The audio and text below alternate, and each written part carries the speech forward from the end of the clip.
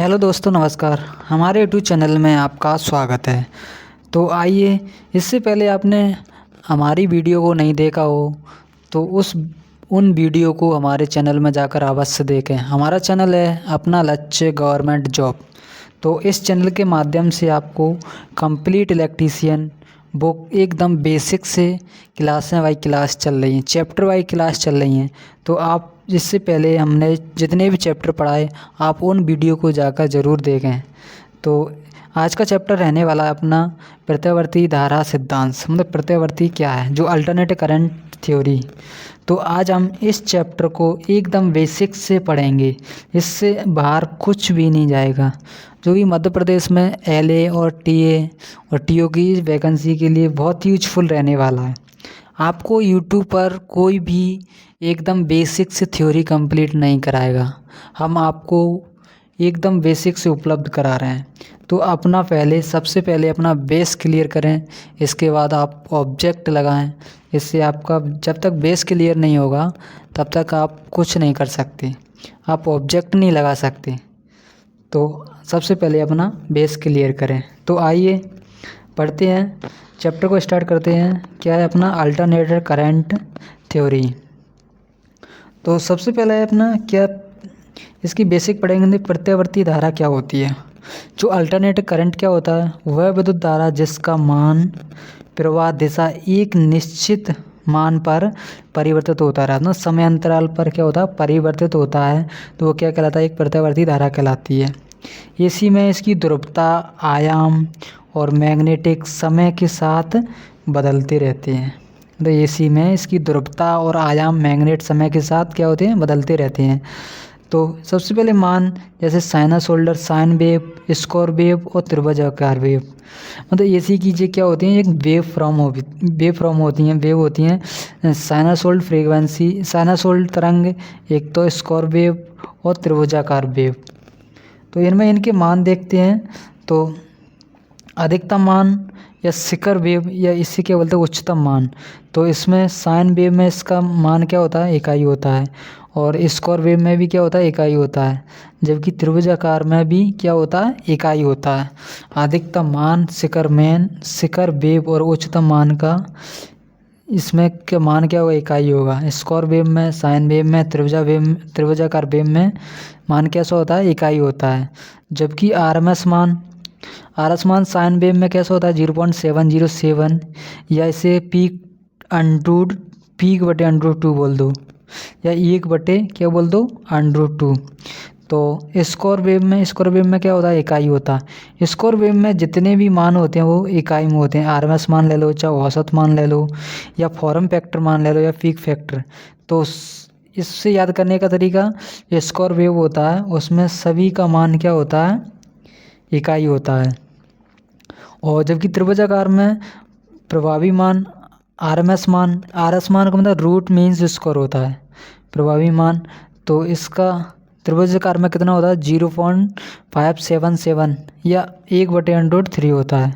इसी प्रकार औसत मान कितना होता है, साइन वेव में कितना, 0.637, और इसमें वर्गाकार में क्या हुआ, इकाई हो गया। त्रिभुजाकार में कितना, 0.5, या 1/2, या पीक बटे कितना होता है, 2 होता है। इसी प्रकार फॉर्म फैक्टर का मान साइन वेव में 1.11 होता है, जबकि स्क्वायर वेव में इकाई होता है। और त्रिभुजाकार में कितना, 1.15 होता है।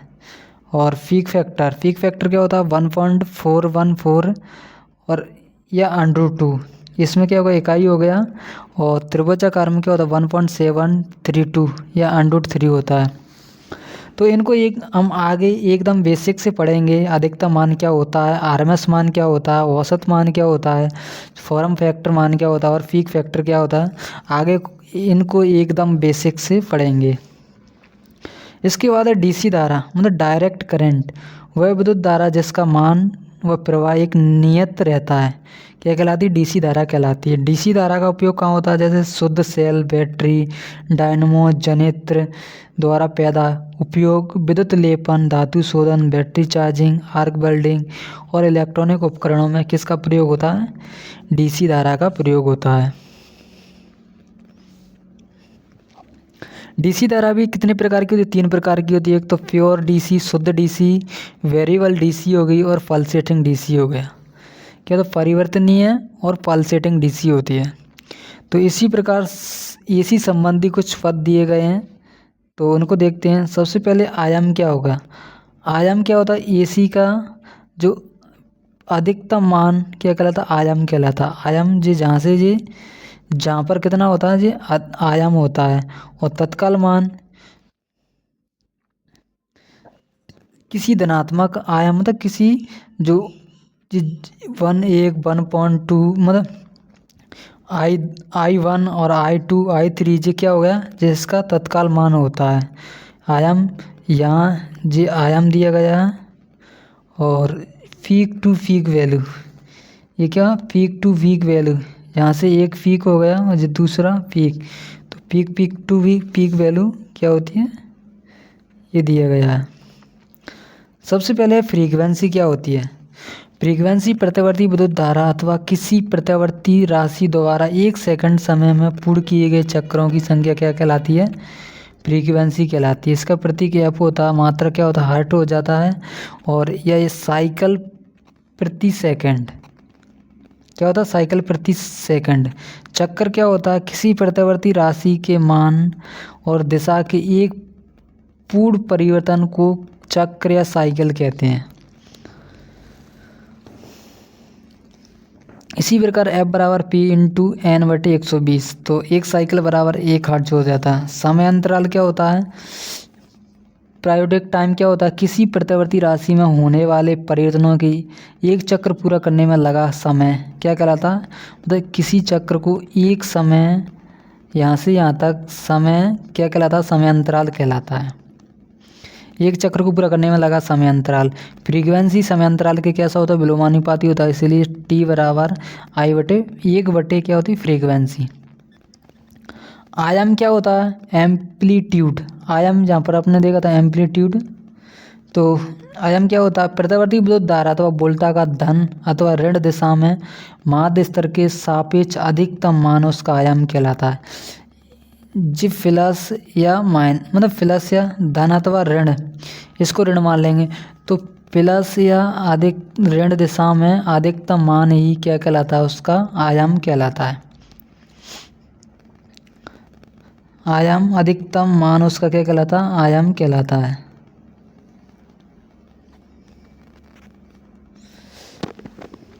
तत्काल मान क्या होता है? प्रतिवर्ती विद्युत धारा अथवा वोल्टा की किसी भी पल का मान उसका तत्काल मान कहलाता है।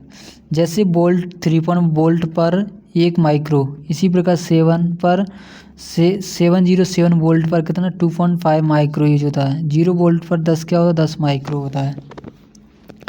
शिखर मान अथवा अधिकतम मान क्या होता है? मतलब शिखर मान अथवा अधिकतम मान, ज्या तरंग का प्रत्येक प्रत्यावर्तक उनके तत्काल मानों से निर्मित होता है। प्रतिवर्ती विद्युत धारा अथवा वोल्टा का धन अथवा ऋण दिशा में अधिकतम मान ही उसका शिखर मान कहलाता है। या एक चक्र में 2 शिखर मान होते हैं। एक चक्र में कितने होते हैं? 2 शिखर मान होते हैं। एक शिखर मान क्या हो गया?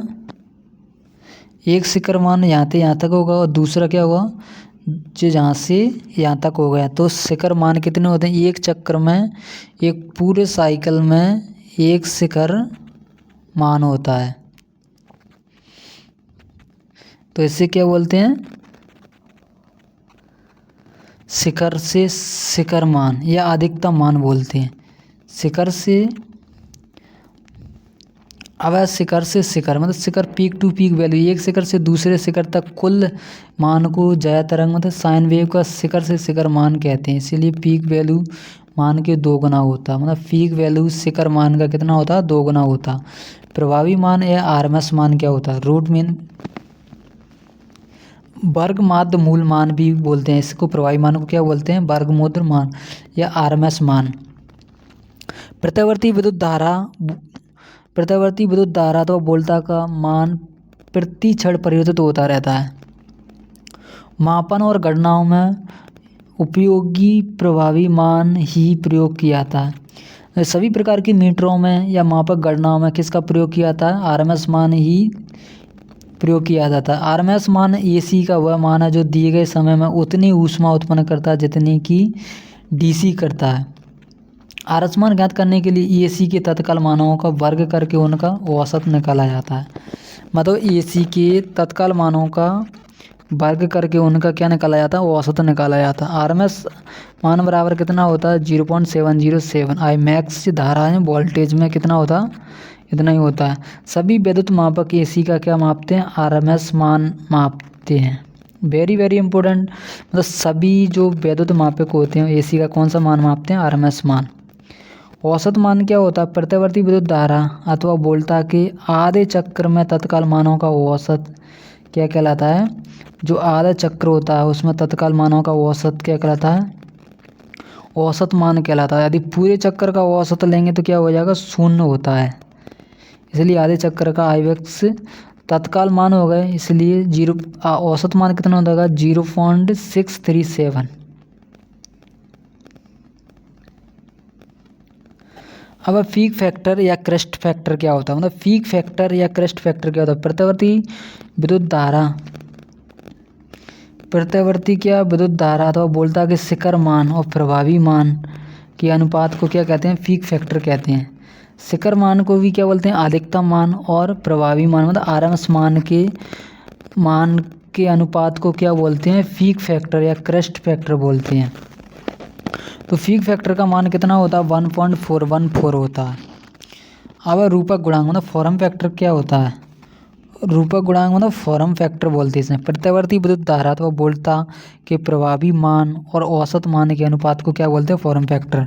फॉर्म फैक्टर क्या होता है, जैसे प्रभावी मान, आरएमएस मान और औसत मान के अनुपात को क्या बोलते हैं, फॉर्म फैक्टर। प्रभावी मान क्या होता है 0.707 अनुपात 0.637 के अनुपात का यदि इनका भाग करेंगे तो कितना आ जाएगा, फॉर्म फैक्टर 1.11। फेज क्या है, प्रतिवर्ती विद्युत धारा अथवा वोल्टा का मान प्रवाह की दिशा एक निश्चित दिशा में नियत दर पर परिवर्तित होता रहता है। किसी भी पल उसकी दिशा ही उसका कला या फेज कहलाती है। क्या कहलाता है, मतलब प्रतिवर्ती विद्युत धारा अथवा वोल्टा का मान प्रवाह की दिशा निश्चित दिशा में नियत दर पर, मतलब एक निश्चित दिशा में नियत दर पर परिवर्तित होती रहती है। उसी फल की दिशा उसका क्या कहलाता है, उसका फेज कहलाता है। इन फेज क्या है, मतलब जब दो प्रतिवर्ती राशि विद्युत धारा अथवा वोल्टा साथ साथ बढ़ती हुई एक ही समय पर अपने शिखर पर पहुंचती है तो वे क्या कहलाती हैं, इन फेज कहलाती हैं।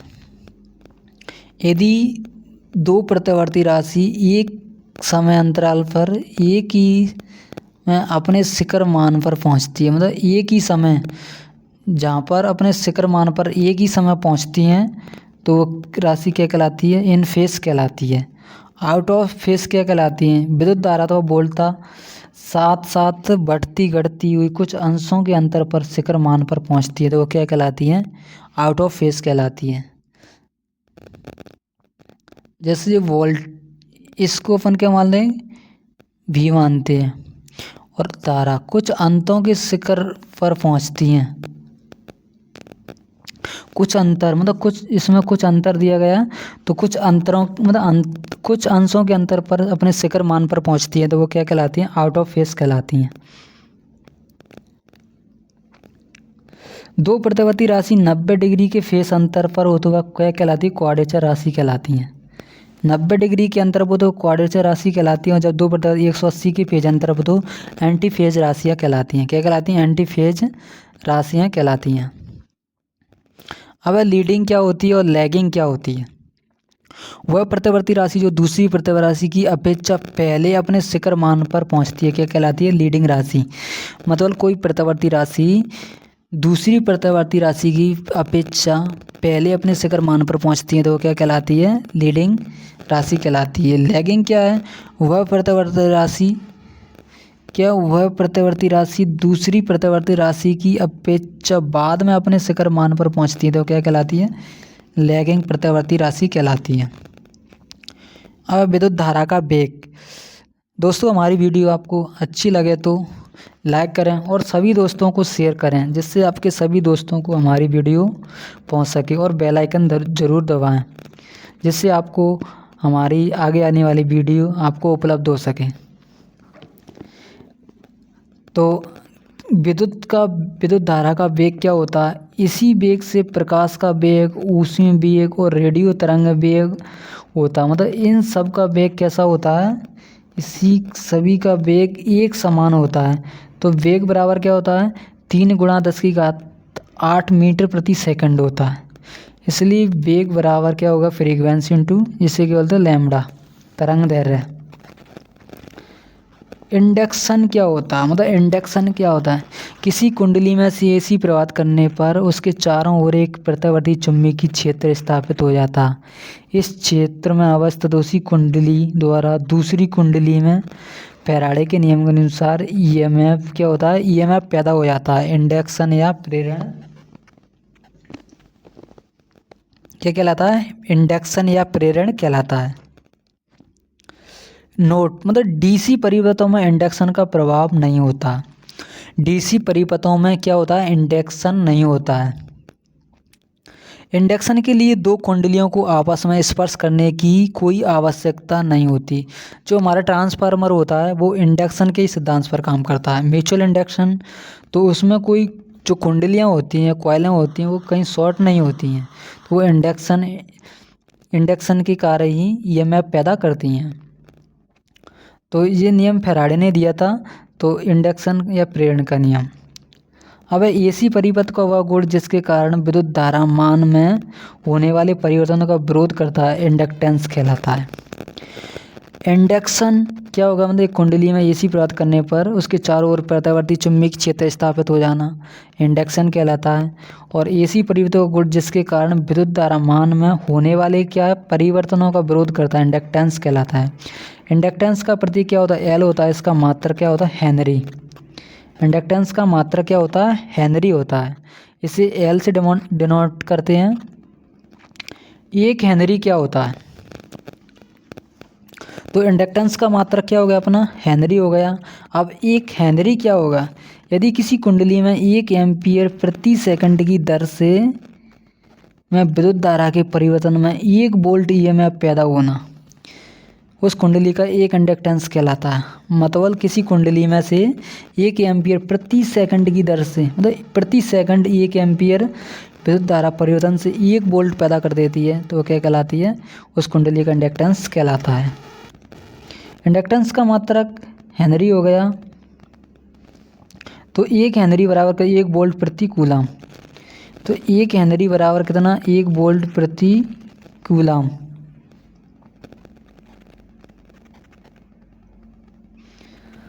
जहाँ पर क्यू क्या, कुंडली में से गुजरने वाले चुंबकीय फ्लक्स, क्यू क्या होता है? जहाँ पर कुंडली में से गुजरने वाला चुंबकीय फ्लक्स, और एन क्या, कुंडली में लपेटों की संख्या, और आई क्या होती है? कुंडली में से गुजरने वाली धारा। एल क्या होगा? इंडक्टेंस। इंडक्टेंस को कैसे दर्शाते हैं? एल से दर्शाते हैं। इसलिए एल बराबर N/I। तो 1 मिली हेनरी बराबर 10⁻⁻ कितना होता? 3 हेनरी होता है।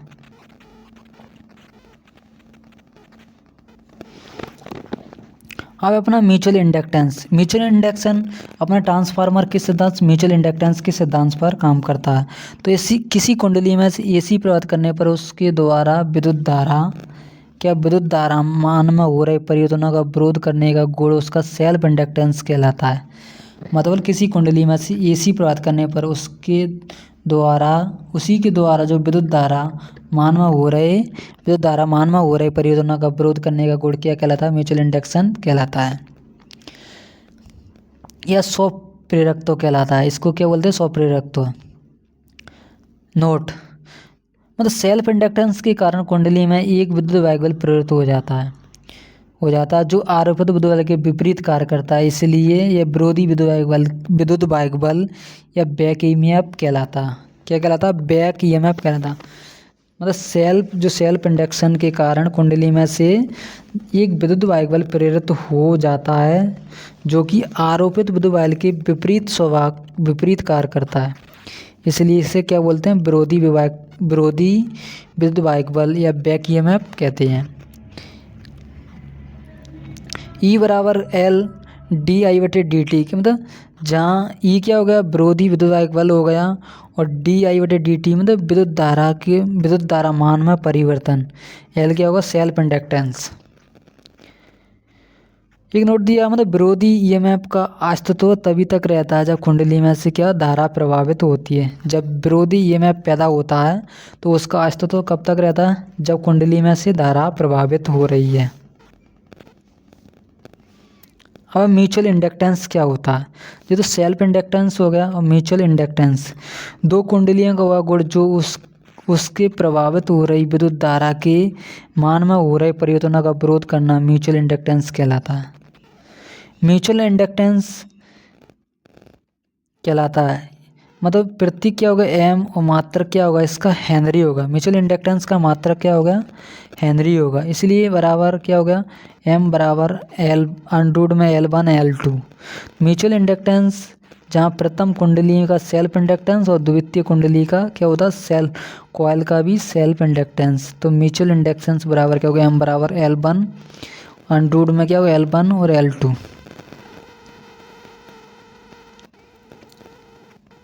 अब इंडक्टर या चौक क्या होता है, मतलब इंडक्टर या चौक प्रत्येक धारावाही चालक में से इंडक्टेंस होता है, मतलब इंडक्टेंस होता है, परंतु जब चालक तार को कुंडली के रूप में लपेटकर नियत मान का इंडक्टेंस प्रस्तुत करने के लिए एक पुर्जे का रूप दे दिया जाता है तो क्या कहलाता है, चौक कहलाता है। मतलब प्रत्येक धारावाही चालक है तो उसमें इंडक्टेंस जरूर होता है, परंतु जब चालक तार को एक निश्चित पुर्जे का, मतलब एक कुंडली को लपेट कर एक निश्चित पुर्जे का रूप दे दिया जाता है, मतलब कोई फिक्स कर दिया जाता है, तो उसमें इंडक्टेंस प्रस्तुत करने के लिए एक पुर्जे का रूप दे दिया जाता है, तो वो क्या कहलाता है, चौक कहलाता है। चौक या इंडक्टर कहलाता है, क्या बन जाता है, एक इंडक्टर। चौक या इंडक्टर निम्न प्रकार के होते हैं। चौक या इंडक्टर कितने निम्न प्रकार के होते हैं। पहला, वायु क्रोड युक्त। इस चौक में कोई कोर नहीं होती, केवल एक कुंडली के रूप में ही होता है, मतलब एक कुंडली का ही रूप होता है। इसका उपयोग ज़्यादातर कहाँ प्रयोग किया था, वायु क्रोड का इलेक्ट्रॉनिक परिपथों में प्रयोग किया था। फेराइट कोर, इस प्रकार के चौक में लोहा या कार्बन चूड़ से निर्मित एक क्रोड चौक के इंडक्टेंस मान को कुछ सीमा तक परिवर्तित किया जा सकता है। इसका उपयोग कहाँ किया था, मतलब रेडियो रिसीवर ट्रांसमीटरों में क्या फेराइट कोर का प्रयोग किया था। लोहा क्रोड युक्त, इस प्रकार की चौक में नरम लोहा क्रोड प्रयोग की जाती है। इसका उपयोग filament tube, sodium vapour lamp, उच्च वोल्टेज पैदा करने वाले और रेक्टिफायर फिल्टर परिवर्तन में रेक्टिफायर पल्सेटिंग दूर करने के लिए किसका प्रयोग किया था, लोहा क्रोड का प्रयोग किया था। दो इंडक्टरों के मध्य म्यूचुअल इंडक्टेंस भी विद्यमान होता है, मतलब दो जो इंडक्टर होते हैं उनके मध्य म्यूचुअल इंडक्टेंस भी विद्यमान होता है। इंडक्टर का समूह कैसा होता है, ये श्रेणी क्रम हो गया, और ये कैसा हो गया, समांतर क्रम हो गया।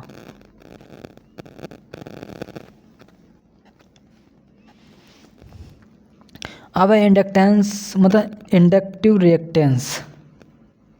इंडक्टिव रिएक्टेंस क्या होता है, एक्सएल, क्या होगा, एक्सएल इंडक्टिव रिएक्टेंस। इसको केवल प्रेरणकीय प्रतिघात, प्रत्यावर्ती विद्युत धारा प्रवाह के लिए किसी कुंडली द्वारा प्रस्तुत किए जाने वाला विरोधी उसका इंडक्टिव क्या कहलाता है, रिएक्टेंस कहलाता है। मतलब प्रत्यावर्ती धारा प्रवाह के लिए किसी कुंडली का द्वारा प्रस्तुत किए जाने वाला विरोधी उसका इंडक्टिव रिएक्टेंस। जब एक पुर्जे का रूप दे दिया जाता है तो क्या बन जाता है, इंडक्टर। जबकि एक निश्चित कुंडली द्वारा किसी विद्युत धारा प्रवाह की किसी कुंडली के द्वारा, मतलब इंडक्टर के द्वारा विरोध किए जाने वाला विरोध ही उसका क्या कहलाता है, इंडक्टिव रिएक्टेंस कहलाता है। नोट, मतलब किसी कुंडली में इंडक्टेंस और इंडक्टिव रिएक्टेंस तभी तक अस्तित्व में रहते हैं जब उसमें से एसी प्रभावित हो रही हो। क्या है, जब किसी कुंडली में इंडक्टेंस या इंडक्टिव रिएक्टेंस तभी तक अस्तित्व में रहते हैं जब कुंडली में से क्या है, विद्युत धारा प्रवाहित हो रही हो।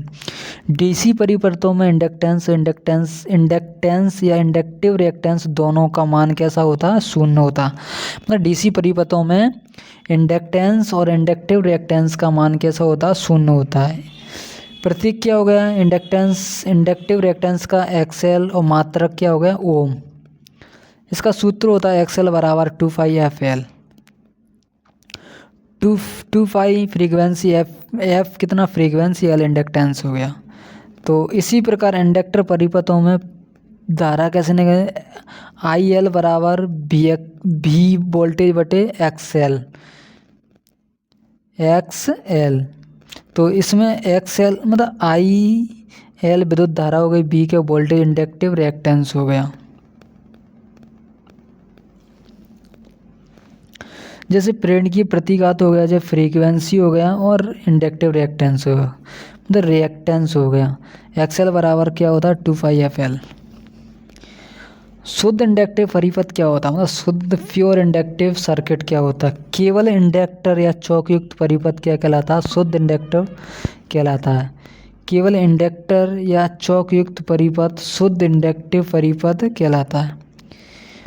परिपथ में धारा ईएमएफ से 90 डिग्री पिछड़ जाती है, मतलब शुद्ध इंडक्टिव परिपथ में क्या, परिपथ में धारा 90 डिग्री पिछड़ जाती है ईएमएफ से, मतलब ईएमएफ या वोल्ट से 90 डिग्री पिछड़ जाती है। परिपथ में विद्युत धारा वोल्टेज की अपेक्षा 90 डिग्री लैगिंग तथा वोल्टेज मतलब 5/2 90 डिग्री लीडिंग होता है।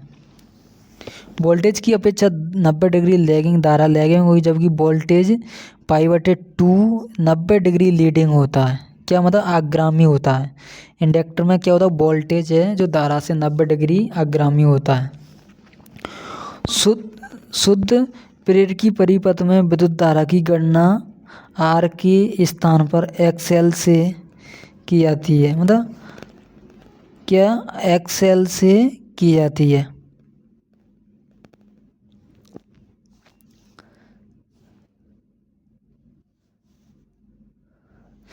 शुद्ध प्रेरकी परिपथ में विद्युत धारा की गणना आर के स्थान पर कैसे की जाती है, एक्सएल से की जाती है। जब शुद्ध प्रेरकी परिपथ में विद्युत धारा की गणना आर के स्थान पर, आर प्रतिरोध आर में, तो आई बराबर ई को भी ईएमएफ हो गया, और जब भी एक्सएल क्या हो गया प्रतिरोध।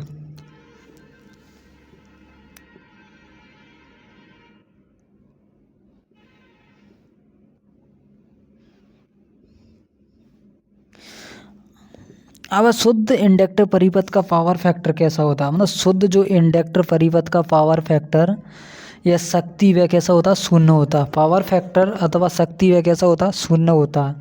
पावर फैक्टर बराबर होता है पी बराबर क्या होता है VI cos थीटा।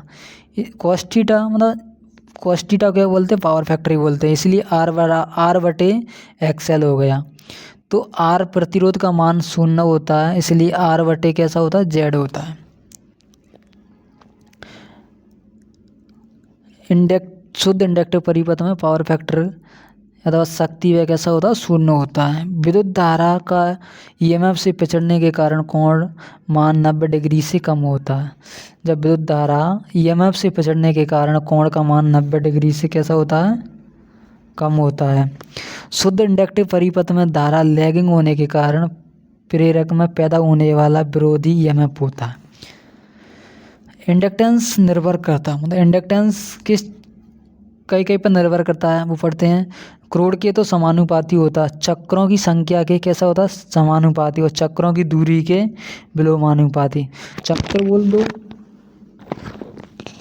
या टर्न बोल दो, मतलब क्रोड़ के समानुपाती और चक्रों की संख्या के कैसा होता है समानुपाती, चक्रों की दूरी के विलोमानुपाती, चालक के क्षेत्रफल के कैसा होता है समानुपाती। इंडक्टेंस निर्भर करता है क्रोड़ पर, निर्भर करता है चक्रों की संख्या पर, और चक्रों की दूरी के विलोमानुपाती और चालक के क्षेत्रफल पर भी निर्भर करता है।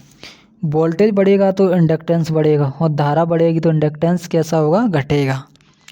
इंडक्टेंस के प्रकार क्या होते हैं, जैसे लोहा क्रोड़ हो गया और वायु क्रोड़ हो गया। वायु क्रोड़ और रोधित प्लास्टक प्रेरण, तो इसका सिंबल कैसा होता है, ऐसा होता है, जबकि लोहा क्रोड़ का क्या होगा जो हो गया परिवर्तीय प्रेरण वेरिएबल या टैंपिंग, इसका सिंबल क्या हो टैंपिंग प्रेरण इंडक्टेंस। इंडक्टेंस धारा के विपरीत स्वभाव होता है। सीधे चालक में इंडक्टेंस क्या होता है, नगण्य होता है। जो इंडक्टेंस होता है वो सीधे चालक में नगण्य होता है।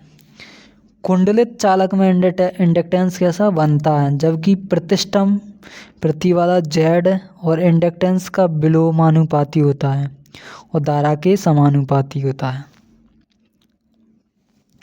प्रतिष्ठम क्या होता है, प्रतिबाधा मतलब इम्पीडेंस इंडक्टेंस के विलोमानुपाती होता है तथा धारा के कैसा होता है, समानुपाती होता है। वह पदार्थ जिस पर इंडक्टेंस का कोई प्रभाव नहीं पड़ता ओमिक प्रतिरोधक प्रभाव कहलाता है। जैसे निकेल हीटर, जिस पर कोई प्रभाव नहीं पड़ता ओमिक प्रभाव कहलाता है निकेल हीटर।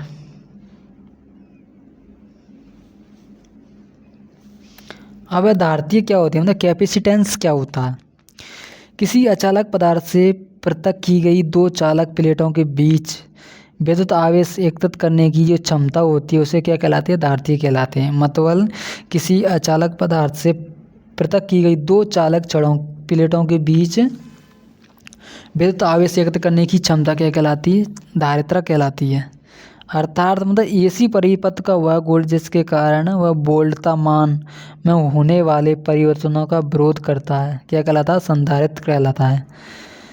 आवेश एकत्रित करने की क्षमता या वोल्टेज मान परिवर्तनों का विरोध क्या कहलाता है, संधारित्र कहलाता है। संधारित्र की धारिता निर्भर करती है, उसकी धारिता निर्भर करती है मतलब प्लेट के क्षेत्रफल के तो कैसे होते हैं, समानुपाती होती है। जब प्लेटों के बीच की दूरी या अचालकों की मोटाई की कैसे होती है, विलोमानुपाती होती है। अचालक की मोटाई सेंटीमीटर में होती है और प्लेटों की संख्या के समानुपाती मतलब उसकी प्लेटों की संख्या पर भी निर्भर करती है। अचालक नियतांक के समानुपाती होती है। समानांतर प्लेट संधारित्र की धारिता की गणना के लिए निम्न सूत्र होता है, जैसे C बराबर 8.85 Ka(n-1). इसी प्रकार T इंटू 10⁸ माइक्रोफैरड। वायु निर्वात के लिए अचालक नियतांक K का मान कैसा होता है, इकाई होता है। वायु और जो निर्वात के लिए अचालक नियतांक K का मान क्या होता है, इकाई होता है। आवेश क्या है, आवेश मतलब चार्ज क्या है। किसी कैपेसिटर द्वारा एकत्रित किया गया विद्युत आवेश उस कैपेसिटर के सिरों पर आरोपित वोल्टेज के अनुक्रमानुपाती होता है।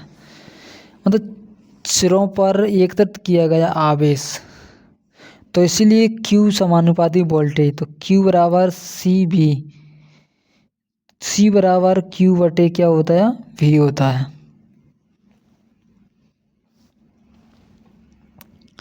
अब फैराड क्या है, मतलब फैराड यदि कोई संधारित्र 1 वोल्ट की वोल्टता पर 1 कूलम आवेश एकत्रित करता है तो उसकी धारिता क्या कहलाती है, फैराड कहलाती है। मतलब यदि कोई संधारित्र 1 वोल्ट की वोल्टता पर 1 कूलम आवेश एकत्रित करता है तो उसकी क्या कहलाती है, धारिता क्या कहलाती है, फैराड कहलाती है। 1 फैराड बराबर होता है 1 कूलम प्रति वोल्ट। 1 फैराड बराबर 1 कूलम प्रति क्या हो गया, वोल्ट हो गया। तो 1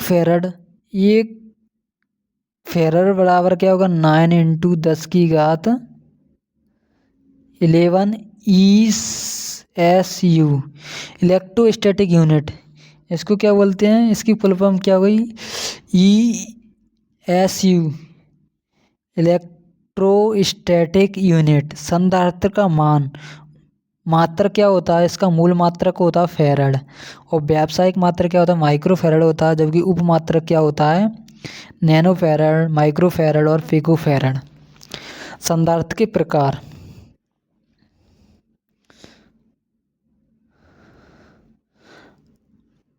अब है संधारित्र के प्रकार। स्थिर संधारित्र मतलब सेरेमिक संधारित्र। संधारित्र के प्रमुख सबसे पहले स्थिर संधारित्र या सेरेमिक संधारित्र। सेरेमिक संधारित्र क्या होता है, इसकी आकृति कैसी होती है, एक मसूर दाने के समान होती है। इसकी वोल्टता परास कितनी होती है, 6 किलो वोल्ट होती है। और सेरेमिक संधारित्र 1 माइक्रो से 2.2 माइक्रोफैराड तक उपलब्ध होते हैं। और इसका विशिष्ट ताप गुणांक कितना होता है, तो 2 लाख पार्ट्स पर मिलियन प्रति सेंटीग्रेड होता है। 2 लाख पार्ट्स पर मिलियन सेकंड क्या होती है, पार्ट्स पर मिलियन प्रति सेंटीडिग्री होता है। सिरेमिक संधारित्र का परावैद्युत स्थिरांक कितना होता है, 1200 होता है। सिरेमिक संधारित्र कम धारिता के लिए उपलब्ध होते हैं, मतलब इसका प्रयोग कम धारिता वाले के लिए उपयोग होते हैं। दूसरा है अभ्रक संधारित्र। अभ्रक संधारित्र या माइका संधारित्र, ये भी दो प्रकार के होते हैं, जैसे स्टैक पत्रक, यह धातु पत्रक और अभ्रक की पतली चादर से निर्मित होता है। अभ्रक पत्र या स्टैक रोधक पदार्थ से निर्मित होता है, बेकेलाइट से। अभ्रक संधारित्र की धारिता कितनी है, 1 पिकोफैराड से कितनी होती है, 0.1 पिकोफैराड तक होती है। अभ्रक संधारित्र 100 वोल्ट से 2500 वोल्ट डीसी मान परासों में इसका क्या होता है, प्रयोग होता है। अभ्रक संधारित्र का ताप गुणांक कितना होता है, 20 डिग्री से 100 डिग्री, मतलब 100 परावैद्युतांक स्थिरांक होता है। विद्युत अपघट्ट संधारित्र, तीसरा संधारित्र कौन सा होता है, कैपेसिटर, मतलब विद्युत अपघट्ट संधारित्र, इसे इलेक्ट्रोलाइटिक भी बोलते हैं। विद्युत अपघट्ट संधारित्र ध्रुवित, मतलब डीसी होते हैं। जो विद्युत अपघट्ट संधारित्र होते हैं वो कैसे होते हैं, डीसी संधारित्र होते हैं। इसकी एक पट्टी धनात्मक और दूसरी पट्टी कैसी होती है, ऋणात्मक होती है। इसका उपयोग उच्च धारिता वाले मानों में 2 लाख माइक्रोफैराड से अधिक होता है। इसकी वोल्टता भंजन कितनी 350 वोल्ट से अधिक पर होता है, मतलब 350 वोल्ट से इसका भंजन, मतलब 350 वोल्ट से अधिकतम होती है। एसी विद्युत अपघट्ट संधारित्र, मतलब एसी विद्युत, ये आध्रुवित एसी संधारित्र को आध्रुवित बोलते हैं। इसका उपयोग मोटरों, पंखों में प्रयोग किया जाता है। कागज प्लास्टिक संधारित्र क्या होते हैं, इसकी कुल धारिता का मान 100 माइक्रोफैराड होता है। इसकी न्यूनतम धारिता 0.001 माइक्रोफैराड होते हैं।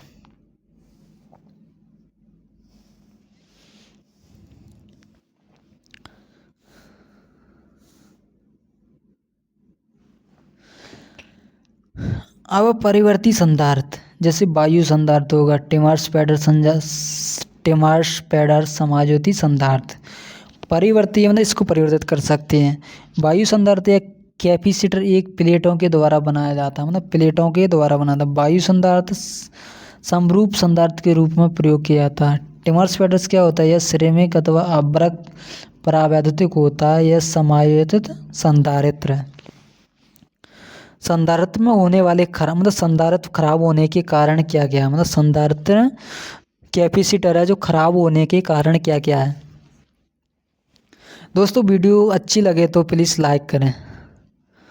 तो संधारित्र खराब होने के कारण क्या है, एक तो लघु संधारित्र, मतलब शॉर्ट सर्किट होना, संधारित्र का शॉर्ट सर्किट होना, और अधिक समय से रखे होना, मतलब संधारित्र को अधिक समय से रखे होना तो भी खराब हो जाएगा।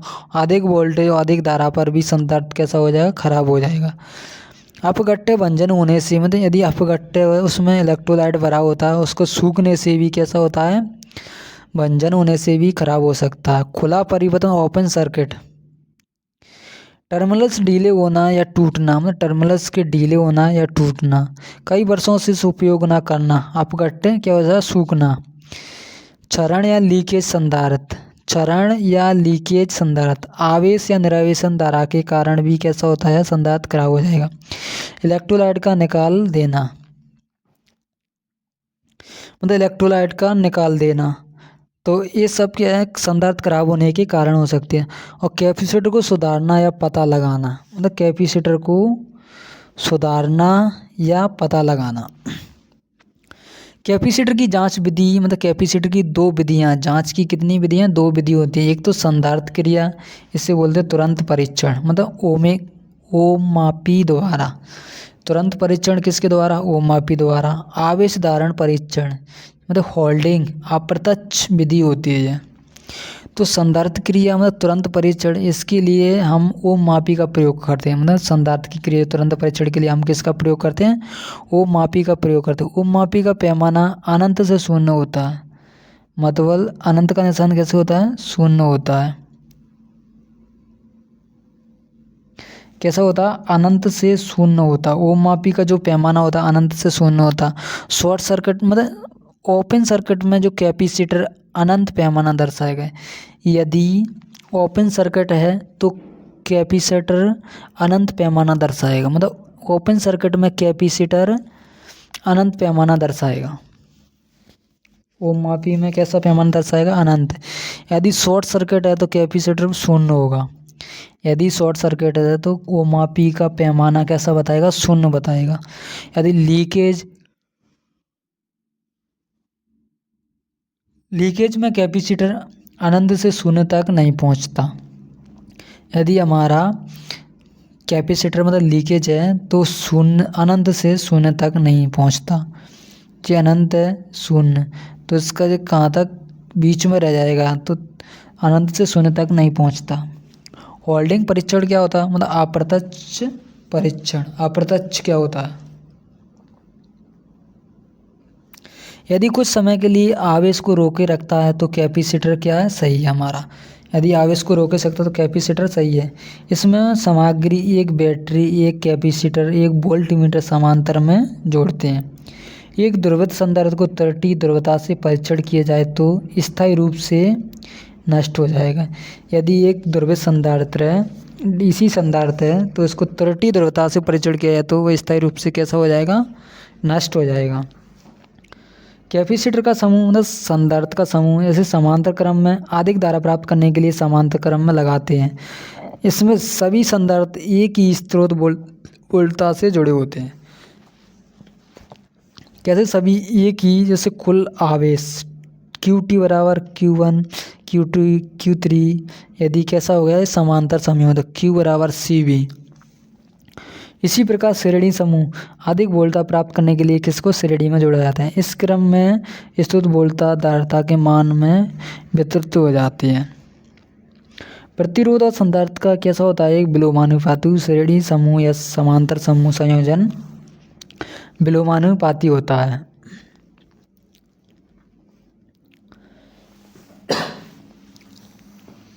अब अपना कैपेसिटर रिएक्टेंस, इससे पहले अपने पढ़ा था एक इंडक्टिव रिएक्टेंस, तो जी क्या होता है, अगला है कैपेसिटर रिएक्टेंस XC, और इंडक्टिव रिएक्टेंस क्या होता है, XL होता है।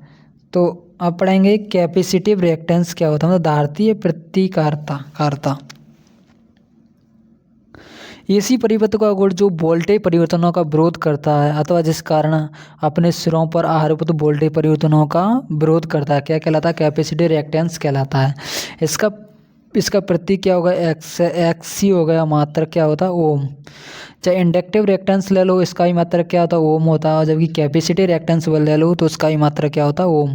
प्रतिरोध का मात्रक भी क्या होता है, ओम होता है। कैपेसिटिव रिएक्टेंस क्या होता है, जैसे आरोपित वोल्टेज की फ्रीक्वेंसी का मान यदि 0 हो जाए तो DC हो जाता है। DC हो जाने पर रिएक्टेंस अनंत हो जाएगा और ओम से प्रभावित धारा 0 हो जाएगी। मतलब ओम से आगे से धारा प्रभावित, ओम के द्वारा आगे से प्रभावित धारा 0 हो जाएगी। इसलिए कैपेसिटिव रिएक्टेंस का मान XC बराबर 1/2 पाई FC होता है। संधारित्र युक्त विद्युत धारा का मान ज्ञात करना, मतलब I बराबर VXC। इसी प्रकार अपन ने इंडक्टेंस रिएक्टेंस पढ़ा था, तो I बराबर क्या होता है, VXL। तो कैपेसिटेंस रिएक्टेंस I बराबर धारा ज्ञात करेंगे तो कितना हो जाएगा, I बराबर V/XC। DC परिवर्तन में कैपेसिटेंस का मान कैसा होता है, अनंत होता है। DC परिपथों में जो कैपेसिटेंस का मान कैसा होता है, अनंत होता है। कैपेसिटेंस क्या होता है, फ्रीक्वेंसी के विलोमानुपाती होता है, क्योंकि DC परिपथों में फ्रीक्वेंसी कैसी होती है, 0 होती है, और इसलिए कैपेसिटेंस का मान कैसा हो जाएगा, अनंत हो जाएगा। DC कैपेसिटेंस DC धारा को तो रोकता है, जबकि DC धारा को रोके रखता है, जबकि AC कैपेसिटर AC धारा को रोके रखता है। शुद्ध कैपेसिटर परिपथ क्या होता है, मतलब कैपेसिटिव परिपथ क्या होता है, प्योर कैपेसिटी सर्किट। केवल संधारित्र युक्त परिपथ शुद्ध कैपेसिटिव परिपथ कहलाता है। इसमें वोल्टेज धारा से 90 डिग्री पिछड़ जाती है। शुद्ध कैपेसिटिव परिपथ में वोल्टेज है जो धारा से कितनी पिछड़ जाती है, 90 डिग्री। शुद्ध कैपेसिटिव परिपथ में R का मान 0 होता है, मतलब कैसा होता है, R का मान 0 होता है, और शक्ति वे भी कैसी होती है, 0 होती है। cos θ R/XC, इसलिए R का मान कैसा 0 है, तो P बराबर क्या होता है, VI क्या होता है, वोल्टेज इंटू धारा। इसी प्रकार आई और एंड बी।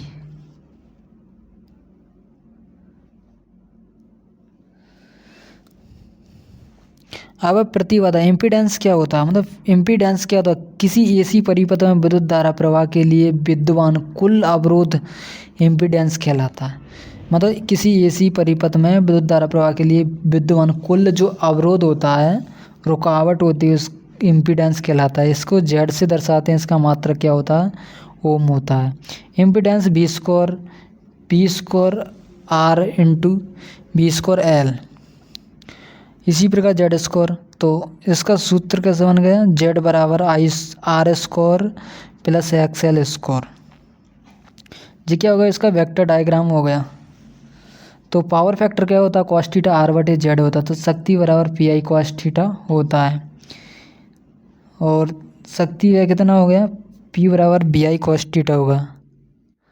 अब श्रेणी आर एल परिपथ मतलब सीरीज सर्किट क्या होता है, आर एल सीरीज सर्किट क्या होता है। दोस्तों वीडियो एक कुछ लंबी हो सकती है, तो आप बने रहिए। आपको कंप्लीट एकदम प्रत्यावर्ती एकदम कंप्लीट तरीके से कराया जाएगा, आपको इससे कुछ भी बाहर नहीं जाएगा।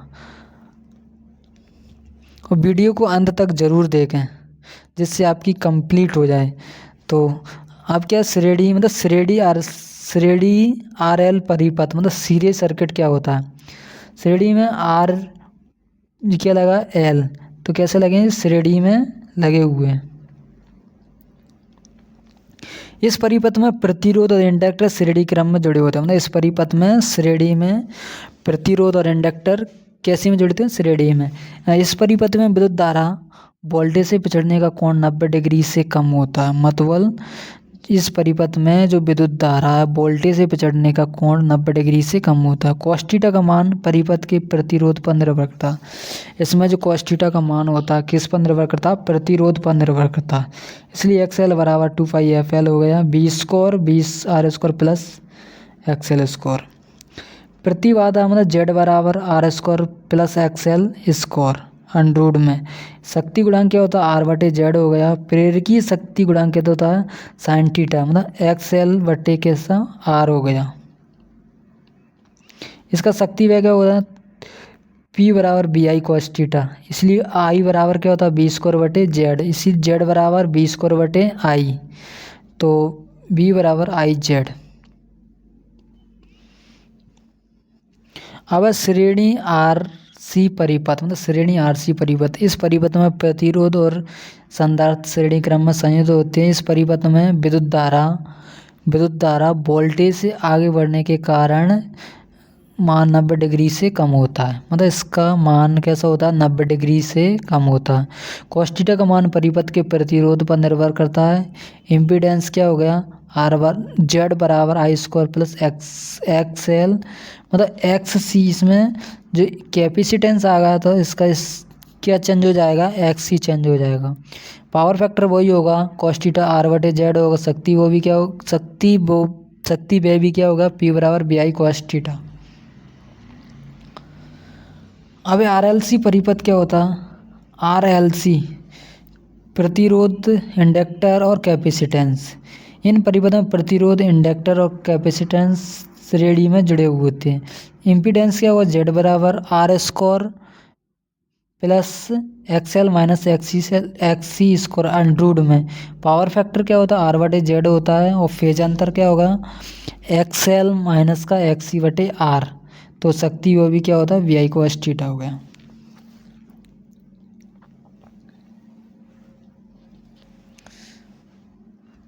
रेजोनेंस क्या होता है, मतलब रेजोनेंस परिपथ क्या होता है। श्रेणी रेजोनेंस परिपथ किसी श्रेणी आरएलसी परिपथ में स्थिति जिसमें एक्सएल बराबर एक्सी हो जाए तो रेजोनेंस कहलाता है। मतलब किसी भी एक्सएल परिपथ में यदि एक्सएल बराबर एक्सी हो जाए तो वह परिपथ क्या कहलाता है, रेजोनेंस परिपथ कहलाता है। ऐसा परिपथ श्रेणी रेजोनेंस कहलाता है। श्रेणी रेजोनेंस परिपथ में एक्सएल बराबर एक्सी होने पर परिपथ की कुल रिएक्टेंस शून्य हो जाता है। उसका रिएक्टेंस कितना होता जाता है, शून्य हो जाता है। एक्सएल माइनस का एक्सी बराबर क्या होता है, 0 हो जाता है। इसलिए जेड बराबर क्या होता है, आर। तो श्रेणी रेजोनेंस का सूत्र है, इसको याद रखें, F बराबर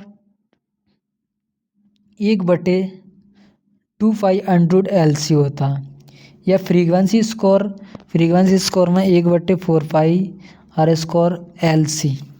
तो इस सूत्र को जरूर याद रखें। श्रेणी रेजोनेंस परिपथ में परिपथ का परिणामी रिएक्टेंस 0 हो जाता है और परिपथ का इम्पीडेंस इसके प्रतिरोध के कैसा तुल्य रह जाता है। परिपथ में इम्पीडेंस का मान न्यूनतम रह जाने से विद्युत धारा प्रवाह का मान कैसा हो जाता है, अधिकतम हो जाता है। मतलब परिपथ के पावर फैक्टर का मान इकाई हो जाता है। परिपथ का शक्ति वह कैसा होता है, P बराबर I² R होता है। समानांतर रेजोनेंस परिपथ क्या है, इसमें XL बराबर XC हो जाने पर परिपथ समांतर रेजोनेंस परिपथ कहलाता है। कुल इम्पीडेंस परिपथ 1/Z, तो 1/Z1 1/Z2। XL बराबर XC Z2 XL into XL R, तो Z बराबर क्या हो जाएगा, XL²/R। परिपथ का इम्पीडेंस अधिकतम होता है तब धारा न्यूनतम रह जाती है। यदि इम्पीडेंस अधिकतम हो तो धारा कैसी हो, न्यूनतम रह जाती है। यदि परिपथ इम्पीडेंस कम होता है तो धारा कैसी होती है, अधिकतम हो जाती है। परिपथ का पावर फैक्टर का मान इकाई होता है। परिपथ का पावर फैक्टर का मान कैसा होता है, इकाई होता है। अब पावर फैक्टर क्या है? एसी परिपथ में वास्तविक शक्ति और जो आभासी शक्ति का अनुपात होता है वो क्या कहलाता है, पावर फैक्टर कहलाता है। मतलब एसी परिपथ में वास्तविक शक्ति और आभासी शक्ति का अनुपात पावर फैक्टर कहलाता है। एसी परिपथ में वोल्टता और विद्युत धारा के बीच बने कोण का कोसाइन को पावर फैक्टर कहलाता है। मतलब पावर फैक्टर ये भी पावर फैक्टर मतलब वोल्टता और विद्युत धारा के बीच बने कोण के कोसाइन को पावर फैक्टर कहते हैं। एसी परिपथ में प्रतिरोध तथा इम्पीडेंस का अनुपात क्या कहलाता है, पावर फैक्टर कहलाता है। तो पावर फैक्टर R/Z ये भी क्या कहलाता है, पावर फैक्टर कहलाता है। पावर फैक्टर बराबर क्या था, वास्तविक शक्ति, जहाँ पर ये बने वास्तविक शक्ति और आभासी शक्ति का अनुपात क्या कहलाता है, पावर फैक्टर कहलाता है। वास्तविक शक्ति को real power, active power, वाटफुल power और ट्रुथ पावर भी कहते हैं, जबकि आभासी शक्ति को क्या बोलते हैं, अपरेंट पावर। पावर फैक्टर बराबर VI cos थीटा बराबर क्या होता है, VI। तो पावर फैक्टर बराबर क्या होता है, cos थीटा। इसलिए पावर फैक्टर बराबर क्या होगा, वास्तविक शक्ति और आभासी शक्ति का अनुपात भी क्या कहलाता है, पावर फैक्टर कहलाता है। साइन थीटा बराबर रिएक्टिव पावर बटे क्या होता है, VI होता है। पावर फैक्टर बराबर VI साइन थीटा बराबर VI। जो रिएक्टिव पावर बराबर क्या होता है, आभासी शक्ति होती है। पावर फैक्टर बराबर क्या हो गया, रिएक्टिव पावर बराबर क्या होता है, आभासी शक्ति हो गई।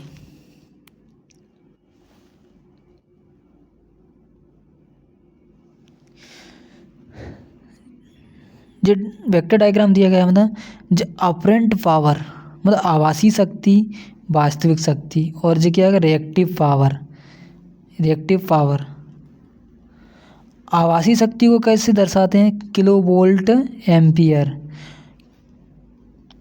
आभासी शक्ति मतलब किलोवोल्ट एम्पियर, जबकि वास्तविक शक्ति किलोवाट, जबकि और reactive power kilovolt ampere rating. R का मतलब होता है रेटिंग। तो अब पावर फैक्टर की वैल्यू 0 या इकाई हो सकती है, मतलब 0 या कैसी हो सकती है, इकाई हो सकती है। पावर फैक्टर का मान नेगेटिव नहीं होता, मतलब पावर फैक्टर का मान होता है जो नेगेटिव नहीं होता। पावर फैक्टर का मान इकाई से अधिक नहीं होगा, नेगेटिव नहीं होगा, और जबकि पावर फैक्टर का मान कैसा, इकाई से अधिक भी नहीं होगा। पावर फैक्टर का कोई मात्रक नहीं होता। पावर फैक्टर चालकता बटे इम्पीडेंस, फिर तब भी पावर चालकता बटे इम्पीडेंस को Y से दर्शाते, चालकता को G से, या R/Z/R समांतर में। पावर फैक्टर का मान क्या है, पावर फैक्टर का अधिकतम मान इकाई होता है इंडक्टर युक्त परिपथ अथवा मोटर, ट्यूबलाइट, विद्युत पंखे, यदि परिपथ का पावर फैक्टर इकाई से कैसा होता है, कम होता है। यूनिटी कैसा होता है जब एक्सएल बराबर एक्स कैसा होता है, यूनिटी होता है। लीडिंग क्या होता है जब एक्स मतलब कैपेसिटी रिएक्टेंस का मान अधिक होता है तो लीडिंग होगा, जबकि इंडक्टिव रिएक्टेंस का मान अधिक होगा तो पावर फैक्टर कैसा होगा, लैगिंग होगा। यूनिटी पावर फैक्टर कब होता है, यूनिटी मतलब इकाई, यदि किसी एसी परिपथ का कैपेसिटिव और रिएक्टेंस इंडक्टिव रिएक्टेंस बराबर हो अथवा वोल्टा और करंट का फेज कोण कैसा हो, समान हो, डीसी परिपथ की भांति व्यवहार करता हो तो इसका यूनिटी क्या होगा, यूनिटी पावर फैक्टर होगा। लीडिंग पावर फैक्टर क्या है, लीडिंग पावर किसी प्रतिवर्ती में एक्सएल से ज़्यादा होने पर करंट वोल्टेज से आगे रहता है तो पावर फैक्टर कैसा होगा, लीडिंग होगा। लैगिंग पावर फैक्टर में एक्सएल से ज़्यादा मतलब एक्सएल से ज़्यादा होने पर करंट वोल्टेज से पिछड़ जाती है। एक्सएल ज़्यादा होता है मतलब एक्सी से एक्सएल कैसा होता है, ज़्यादा होता है। एक्सएल का मतलब इंडक्टिव रिएक्टेंस ज़्यादा होता है तो करंट वोल्टेज से कैसा पिछड़ जाती है। अब निम्न पावर फैक्टर के प्रभाव, मतलब पावर फैक्टर के प्रभाव क्या क्या हो सकते हैं। परिपथ को प्रदत्त शक्ति के लिए पावर फैक्टर घट जाने पर धारा का मान क्या होगा, बढ़ जाएगा। यदि पावर फैक्टर का मान घट जाता है तो धारा का मान कैसा होता है, बढ़ जाता है। और धारा का मान बढ़ेगा तो कॉपर लॉस बढ़ेगा, कॉपर लॉस बढ़ेगा तो दक्षता कैसी हो जाएगी, घट जाएगी। अल्टरनेटर और ट्रांसफार्मर और लाइन का वोल्टेज नियमन बढ़ जाता है, बढ़ जाएगा। मतलब यदि इसमें प्रदत्त मतलब शक्ति पावर फैक्टर घट जाने से धारा का मान बढ़ जाएगा और कॉपर लॉस बढ़ जाएगा, कॉपर लॉस बढ़ेगी तो दक्षता घट जाएगी, दक्षता घटेगी तो ट्रांसफार्मर और अल्टरनेटर और लाइन वोल्टेज नियमन कैसा हो जाएगा, बढ़ जाएगा। विद्युत शक्ति की वास्तविक खपत अधिक होने लगेगी, मतलब विद्युत शक्ति की जो वास्तविक खपत है वो ज़्यादा होने लगेगी और एनर्जी मीटर खपत से अधिक होगी। अब पावर फैक्टर मान बढ़ाने की विधियाँ, पावर फैक्टर की जो मान बढ़ाने की विधियाँ या कैसे सुधारा जा सके तो लोड के समांतर में संधारित्र संयुक्त करके पावर फैक्टर को बढ़ाया जा सकता है। लाइन के समांतर अति उत्तेजित तुल्यकालिक मोटर प्रयोग करके अति उत्तेजित तुल्यकालिक मोटर की रेटिंग की इकाई में लिखते हैं, रेटिंग की इकाई में लिखते हैं kVAR में लेते हैं। मतलब लाइन के समांतर में अति मतलब ओवर एक्साइटेशन तुल्यकालिक मोटर का प्रयोग करके। रिएक्टिव पावर क्या होती है, रिएक्टिव पावर होती है VI sin थीटा। शक्ति VI sin थीटा अंश कोई उपयोगी कार्य नहीं करता, यह लोड द्वारा ली गई धारा के मान को बढ़ाता है, मतलब लोड द्वारा ली गई धारा के मान को कैसा है, बढ़ाता है। तो इसे kVAR में क्या करते हैं, मापते हैं। वेक्टर डायग्राम मतलब समानांतर एसी परिपथ।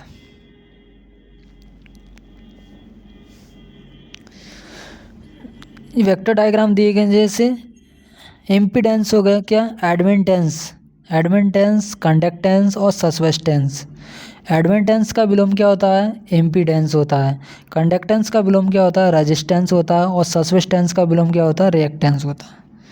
रिएक्टेंस एडमिटेंस को Y से दर्शाते हैं, सब्सटेंस को B से, जबकि कंडक्टेंस को G से दर्शाते हैं। इसलिए इम्पीडेंस को Z से, रेजिस्टेंस को R से और रिएक्टेंस को कैसे दर्शाते हैं, X से दर्शाते हैं।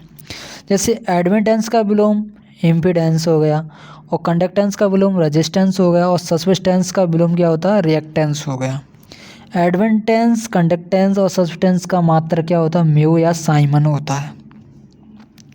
क्या होगा, म्यू या साइमन होता है। ऐसे Z बराबर R स्क्वायर एक्स स्क्वायर। इसी प्रकार Y बराबर क्या होगा, G square plus B square. G बराबर 1/R के प्रतिरोध के विलोमानुपाती, B बराबर एक्स ZR स्क्वायर और इसीलिए साइन थीटा बराबर B बराबर Y इंटू साइन थीटा।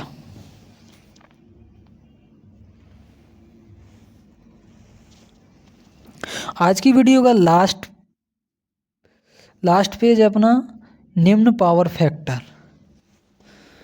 तो निम्न पावर फैक्टर जैसे डीसी परिपथ का पावर फैक्टर क्या होता है, इकाई होता है।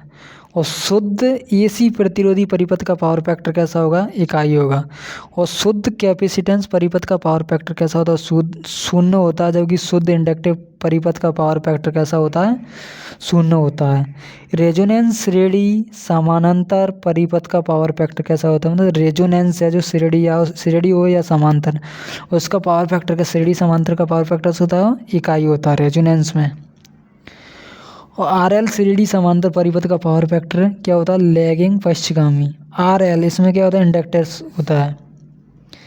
और जबकि RC में श्रेणी समांतर में कैसा होता है, लीडिंग अग्रामी होता है।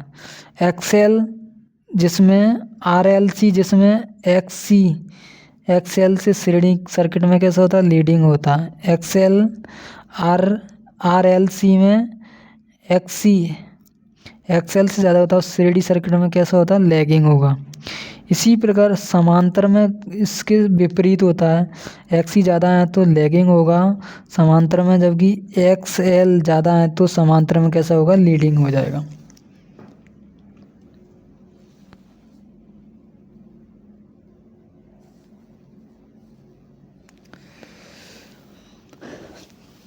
अब दिया गया फेज कोण का मान और उनका पावर फैक्टर, कुल वाट और वाट मीटर का पाठ है। तो इसको ज़रूर याद रखें दोस्तों, यहाँ से क्वेश्चन एक ना एक देखने को ज़रूर मिलता है। यदि 0 डिग्री फेज कोण 0 डिग्री है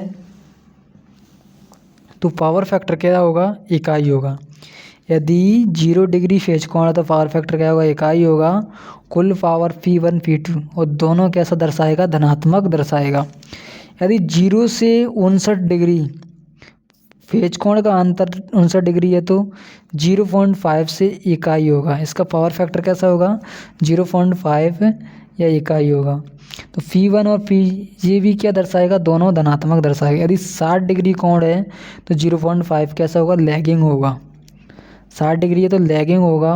और P1 इसमें कुल पावर क्या दर्शाएगा, P1, तो केवल P1 धनात्मक होगा। इसमें क्या होगा, केवल P1 धनात्मक होगा। यदि 60 से 89 तो 0.5 से कम होगा। इसमें P1 और P2 मतलब एक ऋणात्मक होगा। यदि 90 डिग्री है तो फेज कोण कितना होगा, 0। यदि 0 डिग्री है तो इकाई होगा, जबकि 90 डिग्री है तो पावर फैक्टर कैसा होगा, 0 होगा। P1 माइनस P2 0 होगा, इसका क्या मान होगा, 0 होगा। और कुल 0 मतलब इसका कुल वाट मीटर का पाठेंगे क्या दर्शाएगा, कुल 0 दर्शाएगा। तो दोस्तों आज के लिए हमारा इस चैप्टर कंप्लीट होता है, तो आप इसको ज़रूर देखें एक बार, आपको इससे बाहर कुछ नहीं जाएगा। तो प्लीज़ हमारी वीडियो को लाइक करें और सभी दोस्तों को शेयर करें। यदि नए हैं तो हमारे चैनल को सब्सक्राइब करें।